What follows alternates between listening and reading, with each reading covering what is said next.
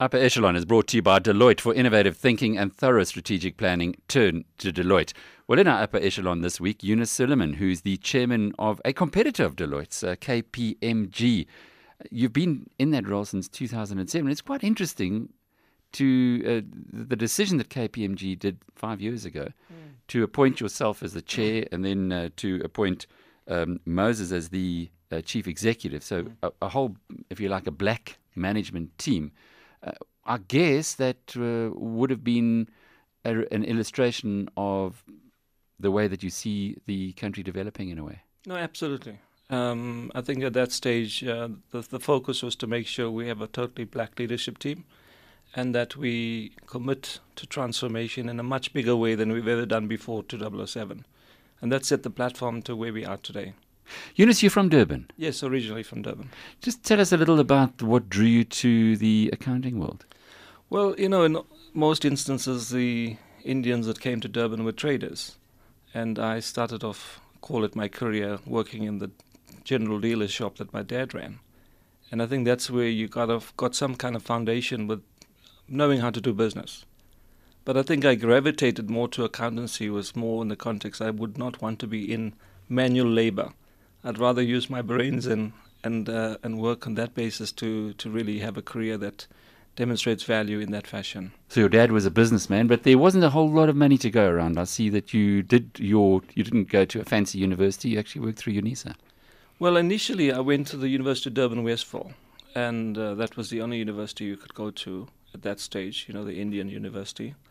And then I worked myself through, and once I got my degree from University of Durban Westphal, I then moved to UNISA because I moved to Johannesburg, and UNISA was the only option at that stage. And KPMG? KPMG came afterwards. What happened was I was with Arthur Andersen for 20 years before the integration of Andersen and KPMG in 2002.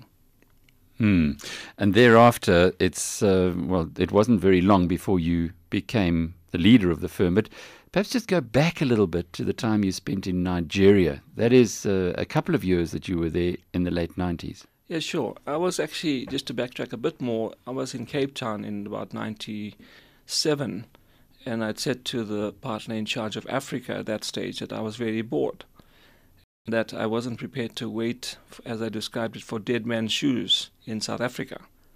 And I said to him that, you know, I need a leadership role because I'm ready for a challenge.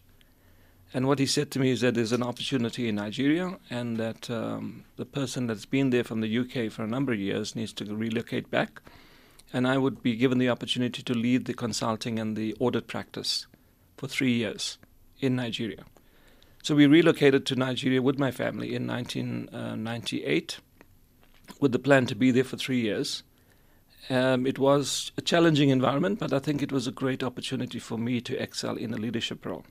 So I spent, in essence, 2 years there because I sort of earned my stripes sooner than expected, and then they wanted me to come back and lead the Andersen audit practice in South Africa, which I did from 2000. You say challenging? Challenging from a living point of view. You know, I mean, it was very difficult for the family because you've got infrastructural challenges in the context of electricity. We never had normal electricity for most of the day. And then when you did have electricity, the challenge was also to whether you got diesel for the generator. In addition to that, you got water, tanked water, and no telephone at that time. I mean, at that time, they had 400,000 lines for 140 million people. So my wife liked to be on the phone, but she had to struggle without a phone for 6 months. And after that, I think it opened up and we had better facilities. It's very interesting for you visiting Nigeria today. Well, very interesting because I think the fact that I spent 2 years there was a good foundation. So I know the environment, I know the companies, I know the people, and it's easier for me to give them guidance as well. So I think from that perspective, it's been very good where there's a greater connectivity because I'd been there, done that. And that's where it's great for the second largest economy and our practice being the second largest as well to work together much more closely. Many South Africans have that view that you were talking about Nigeria in 1998 persisting there. Has it changed a lot? I think it has changed. It's improved a lot. Infrastructure is much better. I think the one disadvantage South Africans have had is when they went there in the past, it was a sense of I know everything And that arrogance brought us down in terms of some of the deals that people did. So they were not as successful as they could have been, because the Nigerians are smart. And I think that's important to recognize. And we can learn from them as they can learn from us. But I think that the attitudes have changed significantly over the years, and that people are much more keener to invest in Nigeria than they've ever been before. But you have to be streetwise. And I think we've seen a number of deals coming up in the last few months where companies are investing in Nigeria, and vice versa, which is great. It is, and I know you were in Addis as well earlier this year at the World Economic Forum. It's something that continues to impress me about the Nigerians is how enterprising they are and how their leadership is promoting business. It's not something that you always see in South Africa. I think they're quite astute businessmen, and I think they portray that in whatever form they can. They're always keen to do a deal. But I think importantly, in any business deal, you've got to be astute yourself, and you've got to make sure that you can actually negotiate a good deal that's a win-win situation. But the thing is, you always notice the presence of Nigerians in most of these forums, especially the World Economic Forum. There's a huge delegation that comes from Nigeria, and they like to be recognized as such. And I think that's important. That from a South African point of view, I think the approach has been more conservative. We're not, let's call it, as arrogant as we in terms of the way you compare ourselves to the Nigerians. But I think the Nigerians are really done well. They're well educated, and they have a basis to be arrogant in terms of their successes. And likewise, I think in terms of South Africa, we also have been very successful. But I think our disadvantage is our growth rates have not been as great as theirs, and they've had the benefit of oil and the price of oil going up at a faster pace, which has helped them. You're very involved in business in South Africa, business leadership. And another thing that I was reading through your background, that you're a board member of Students in Free Enterprise. That's a challenging situation given the kind of momentum that socialism is gathering in South Africa. Students in Free Enterprise is a global organization excuse me, that KPMG has been sponsoring for a number of years. And coincidentally, next weekend I'm flying to Washington to attend the SIFE World Cup. And this, for those listeners who don't understand SIFE, SIFE is an organization where it encourages students from university to be involved in projects at the community level and encourage entrepreneurship.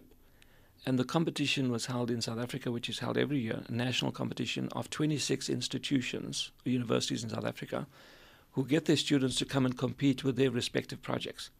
And for this year, KwaZulu-Natal University won the national competition, and they'll be going to Students in Free Enterprise in Washington to compete with the world, call it competition, whereby you're going to have representation from 40 different countries competing for this World Cup. And the whole thing about SIFE is that it helps the students get into projects and understand themselves, first of all, how it is in the business environment. What is it that they need to do? And it's been very successful. I've been a member of the board for a number of years now. And I think for us, the benefit is sharing that knowledge, especially with those students, is to get out there and help them and guide them. And I think what we're finding is that the bar has been raised, and that students who come up through the SIFE, call it background, are much more prepared to be in their work environment when they qualify, and are much more prepared to excel because they've developed some leadership skills which they wouldn't have got through their normal academic education. I also understand free enterprise, which is a challenge, particularly again in this country. Is SIFE an attempt to perhaps put the other side of the coin forward? Yeah, I think it is an attempt. I think it's trying to make it more liberal, and I think it's a question of what is free enterprise. Is it in the context of countries where there's subsidies and where there's restrictions of business and industries? But I think it's trying to get the other side. But coincidentally also in that at the World Cup, they're going to be changing their logo and they're changing the name. I don't know what that would be, but it might be a slant change in terms of the way it's been done over the years. But I think the key thing is it's saying the head for business and the heart for the world or the communities.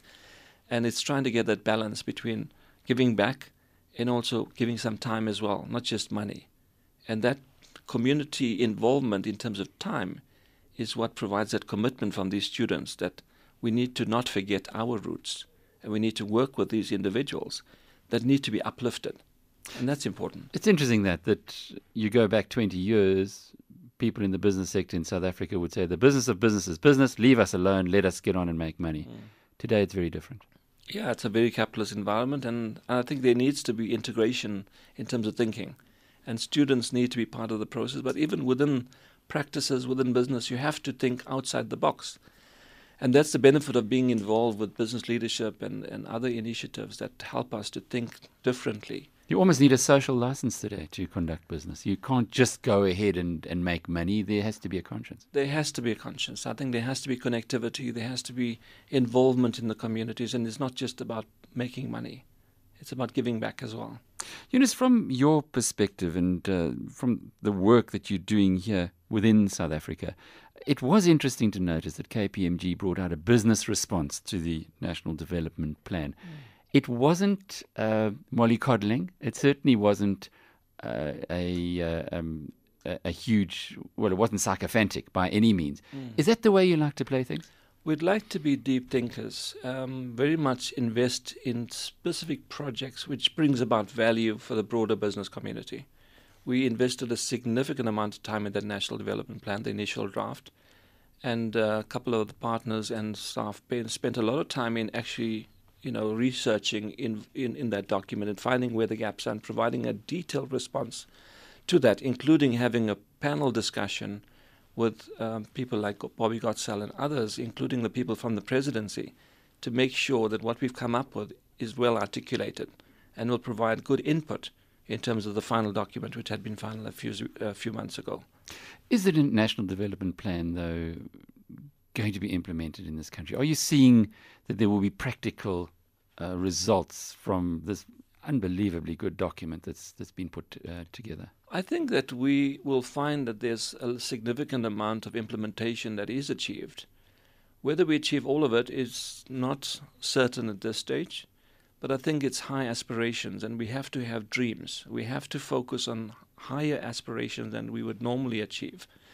And I think, I was part of a panel discussion a few months ago in the audience, and I asked the question directly of President Zuma, what do you think? Is it achievable in 2030 when I'm sitting enjoying my grandchildren?